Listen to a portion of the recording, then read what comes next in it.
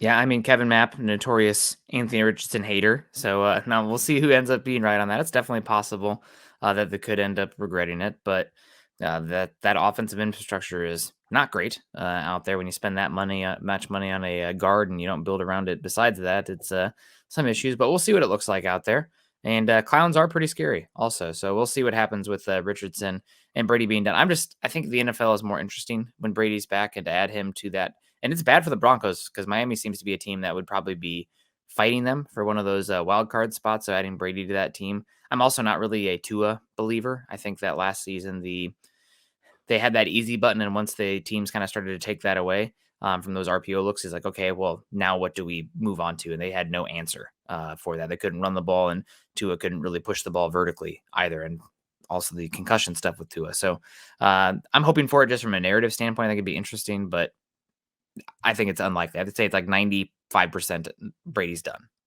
But And man, it'd I be fun. think I like the Richardson pick. I know I'm getting caught up in the tools here as well and the trusting of the coaching, but that's it. The tools. And I like the coach. I like the situation. And if it doesn't work out, I can move him to tight end. And I've got another Kyle Pitts. I mean, that's who he when you're looking at this guy, who does he comp to? Kyle Pitts, who jumps higher, who's 6'4", 250 pounds, running the 4.4s with a 40-inch vertical leap. And he's got a good release and a good arm. He doesn't have this big, ugly, awkward release. That's a pretty release. The tools are all there. So we'll see. And I think he's going to get a chance to play early.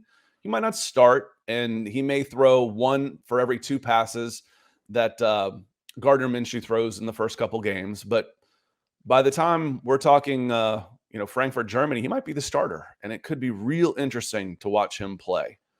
One of the most interesting players in the upcoming season and going forward, just because if it hits, it's incredible, but a lot of risk. Obviously, 1-year starter. I mean, we've hashed Anthony Richardson on here a lot, and I think he's got equal chances. He's more likely to bust than he is to become an absolute superstar. But you're True chasing for everybody.